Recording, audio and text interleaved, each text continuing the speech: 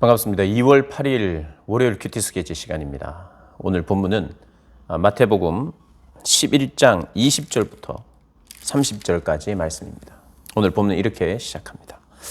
예수께서 권능을 가장 많이 행하신 고을들이 회개하지 아니하므로 그때 책망하시되 화 있을진저 고라시나 화 있을진저 벳세다야 너희에게 행한 모든 권능을 두로와 시돈에서 행하였더라면 그들이 벌써 베옷을 입고 제에 앉아 회개하였으리라.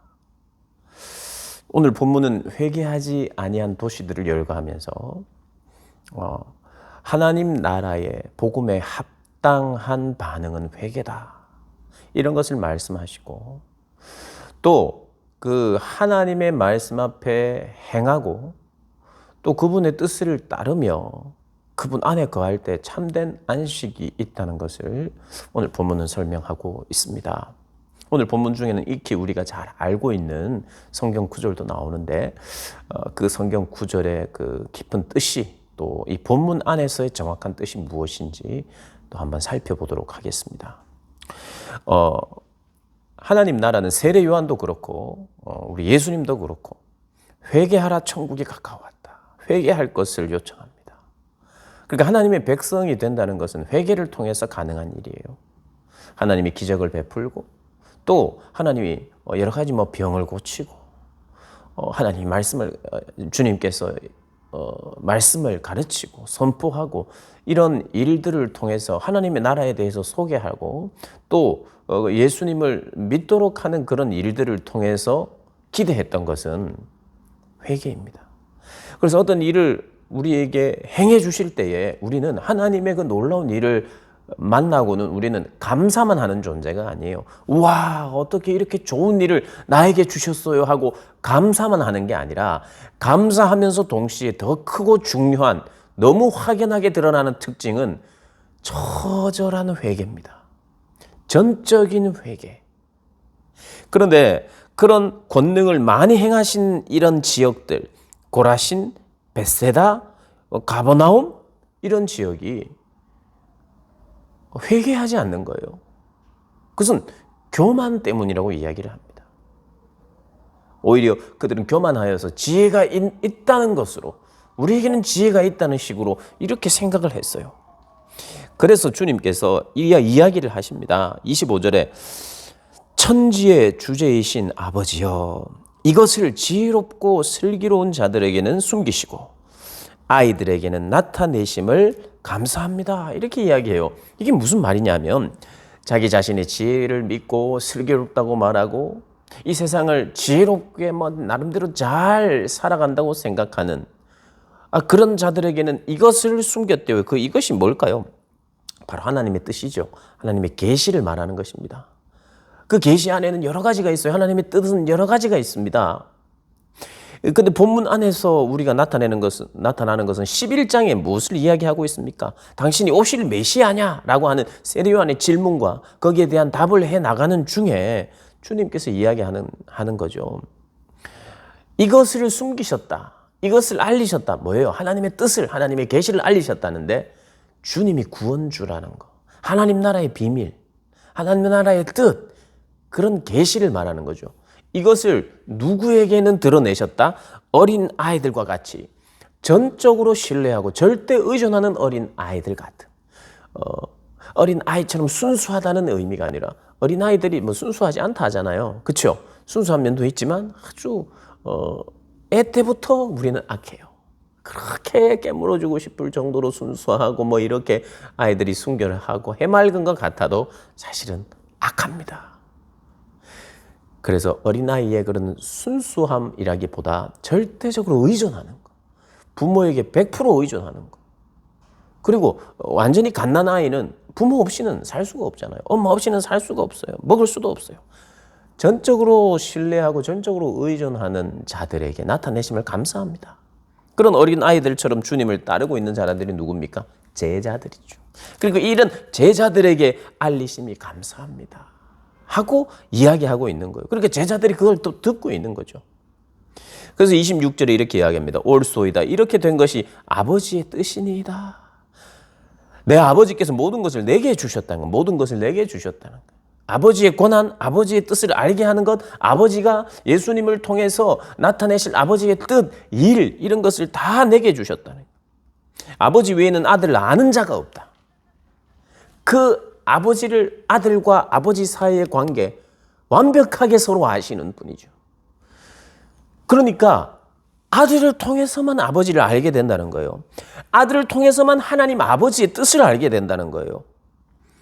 그러니까 아버지를 아는 자가 아들을 통하지 않고는 아버지를 알 수 없다는 거예요. 또 아들의 소원대로 계시를 받은 자 외에는 아버지를 아는 자가 없다는 말이 아들을 통하지 않고는 아버지를 모른다는 거예요. 그리고 나서 우리가 가장 잘 알고 좋아하는 그런 본문 중 하나 나옵니다. 뭐냐면 수고하고 무거운 짐진 자들아 다 내게로 오라. 내가 너희를 쉬게 하리라. 나는 마음이 온유하고 겸손하니 나의 멍에를 메고 내게 배우라. 그리하면 너희 마음이 쉼을 얻으리니 이는 내 멍에는 쉽고 내 짐은 가벼움이라 하시니라. 지금 어떤 이야기를 해오고 있습니까? 하나님의 뜻을 또 내가 예수님이 하나님의 아들이신 것과 그분이 메시아인 것을, 그분이 참된 구원자이신 것을, 그분이 참된 소망이며 희망이며 그분 외에는 아버지께로 갈 자가 없고 그분을 통하지 않고는 아버지를 알 수 없게 하신 하나님 이야기를 하다가 갑자기 수고하고 무거운 짐진 자들아라고 말하고 있어요. 이 수고하고 무거운 짐이 왜 생겼느냐? 인생 자체가 너무 힘들고 각박해가지고 갑자기 예수님이 쭉 말씀하시다가 아버지의 뜻을 아들을 통해서는 모른다. 그러다가 너희 인생이 참 힘들지, 일하느라고 고단하지, 인생의 수고가 이런 거야, 인생의 무게라는 것이 그런 거야. 너무 힘들고 그런데 나를 믿어. 내가 너희들을 쉬게 해줄게. 육체적으로 삶의 어려움, 각박함 그런 것들을 해결해 줄게 라고 말하는 것이 1차적인 의미가 아니지요. 내가 너무 육체적으로 노동이 심하고 아이들, 자녀들, 가족들 먹여 살리느라고 너무 힘든데 이렇게 힘든 세상을 내가 계속해서 살아야 되는가 앞이 막막할 때 주님을 만나면 내가 쉬게 해줄게.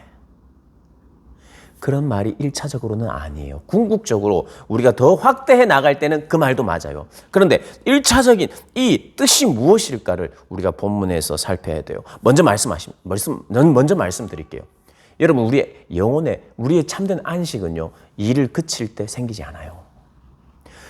우리 영혼의 참된 만족과 안식은 하나님을 알 때입니다. 그게 무슨 말이냐면 하나님이 만들어 놓으신 창조의 세계와 그 아들을 예수를 통해서 이루시는 그 구원의 길과 그 구원의 완성, 그러니까 하나님의 목적, 그것을 알아야만 우리는 진짜 쉼을 얻어요. 우리의 인생의 목적을 모르면 절대로 안식할 수 없어요. 자, 한번 생각해 봅시다. 내가 가고 싶은 대학에 갔어요. 내가 돈을 많이 벌었어요. 엄청 벌었어요. 그러면 안식할 수 있습니까? 아니요. 여전히 잠시 안식할 수 있고 잠시 쉴 수 있어요. 여러분, 일 계속 안 하고 편하게 살면 그 사람의 삶이 안식이 있을까요? 쉼이 있을까요? 아니에요. 일이 줄어든다든지 문제나 걱정거리가 없어진다고 해서 우리에게 쉼이 생기는 게 아니에요. 인생의 목적을 분명하게 모르면, 그 목적을 만드신 하나님을 모르면 우리는요, 돈 많이 벌고 나서도 염려하고 걱정하고 쉼이 없어요. 인생은 과연 이런 것이구나. 하나님의 뜻이 이런 것이구나. 이것을 모르면 인생에 쉼은 없습니다. 쉼은 없어요. 인생이 고달프고 육체적인 노동이 많고 남들이 사랑이 부족하고 이래서 인생이 고달픈 게 아니에요. 하나님을 모를 때, 그 인생의 목적을 모를 때, 그렇게 살아갈 때 수고하고 무거운 짐들을 질 수밖에 없어요. 그리고 오늘 본문에서는 특별히 이거 지금 바리새인들이나 서기관들이나 이렇게 종교적으로 율법을 막 지켜 행하는 자들에 의해서 지금 나오고 있는 질문들인데, 그리고 또 정말 자기들의 지혜로 살아간다고 하는 생각도, 그것도 유대인으로서 믿는다고 하는 사람들, 율법과 말씀이 있는 사람들, 향한 것입니다. 그들이 오히려 인생의 무게를 더 하도록 만들었어요. 왜냐하면 이 율법과 말씀을 가지고 이리저리 막 정죄하는 데 사용했어요. 그 말씀을 순종하여 지키며 그 말씀 안에 있는 그 참된 의미 안에서 하나님을 발견하고 하나님께 나아가게 되고 참 삶에 대한 목적과 창조주의 계획을 알아감으로 말미암아 쉼을 얻어야 되는데 그냥 지키는 것에만 혈안이 되어 있고 지키지 않는 것이 무엇인지 지키는 것이 무엇인지 핵심과 중심은 빠져 있고 율법이 굉장한 어떤 무게로 찾아오는 거예요. 인생 속에서. 그러니까 지혜 있다고 하는 사람들은 오히려 그 지혜로 망하는 거예요. 그 인생을 더 무겁고 힘들게 만들어요.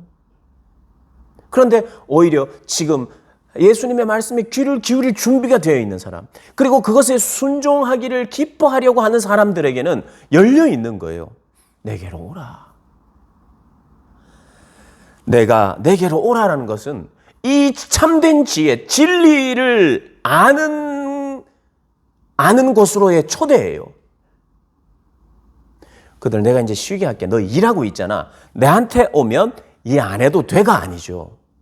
너가 거기서 방황하며 힘들어하고 성취해도 많이 가져도 만족하지 못하며 단기적인 목표를 내가 이루기도 하지만 궁극적인 이 인생을 향하신 하나님의 뜻과 계획을 모른 채 살아가고 있고 그냥 율법 지킴 속에서 무겁게 살아가는 그런 삶들을 향하여, 그래서 지혜 있는 줄 알고 있는 그런 자들이 오히려 더 무겁게 해놓은 이런 종교적 어떤 형식적 이런 것으로 거기에 머물러 있는 지혜를 모르는 자들을 향하여, 진리를 모르는 자들을 향하여 아버지를 아는 나에게, 아버지와 내가 하나인데 그 나에게, 나를 통해서 아버지를 알게 되면 너희들은 쉼을 얻는다는 거예요. 그러니까 내게로 오지 않겠느냐 이 말을 하는 겁니다. 지금 제자들을 초청하고 있어요. 제자들을 비롯한 우리들을 초청하고 있어요. 인생의 참된 목적은 인생을 만드신 분을 통해서만, 그분을 만나야만 알게 됩니다. 해결되는 문제예요. 그러니까 인생의 짐은요, 창조주를 만나지 못하면 인생의 짐은 계속해서 우리에게 있습니다. 그러나 그분을 만나고 알 때에, 하나님 뜻이 무엇인지 알 때에, 구원자가 누군지 알 때에 우리는 참된 쉼을 얻어요. 그러면서 주님이 내 마음은 온유하고 겸손하니 나의 멍에를 메고 배우라. 여러분, 우리 예수님은요, 그분의 멍에는 너무 무겁습니다. 아무도 못 져요. 그 멍에를 배우라는 거예요. 내 멍에는 쉽지 않아요. 무겁고 가볍지 않아요. 그런데 주님이 함께 져주시는 거예요. 이 원어적으로 이 멍에는요, 이 짐승이 두 마리가 함께 이것을 매는 멍에입니다. 그래서 옆에서 도와주고 옆에서 또 할 수 있도록. 그런데 본질이 뭐냐면, 가장 중요한 부분이 뭐냐 하면 내 안에서 배우라, 나에게 오라. 이것은 뭐냐 하면 나를 통해서 아버지를 알게 되고 나를 통해서 계시를 알게 되고 깨닫게 되고 나를 통해서 인생의 목적을 알게 되니, 내가 온 이유도 알게 되니, 내가 누구인지 알게 되니, 아는 것이 나에게 쉼을 준다는 거예요. 그래서 영생은, 구원은 주님을 아는 것이라고 말하잖아요. 아는 것에 막 게으르고 알고 싶지 않고 이런 것은 굉장히 위험한 겁니다. 결국은 내가 아는 문제, 알아야 쉼이 있습니다. 하나님, 내가 지금 너무 일이 많아서요. 할 것도 많고 일이 많아서 나에게 쉼이 없는데 나에게 쉼을 주세요. 일을 좀 줄여주세요. 한다고 쉼이 찾아오는 게 아니에요. 어떻게 이야기해야 되느냐? 내 인생이 이렇게 무거운 이유는 주님을 몰라서입니다. 그래서 그것을 찾지 않기 때문입니다. 구하지 않기 때문입니다. 주님이 진리의 자리로 초대하실 때에 응해야만 우리가 진짜 쉼을 얻을 수 있습니다. 주님 안에서 그러한 쉼을, 그런 안식을 경험하며 살아가는 복된 여러분들 되시기를 주님의 이름으로 축복합니다.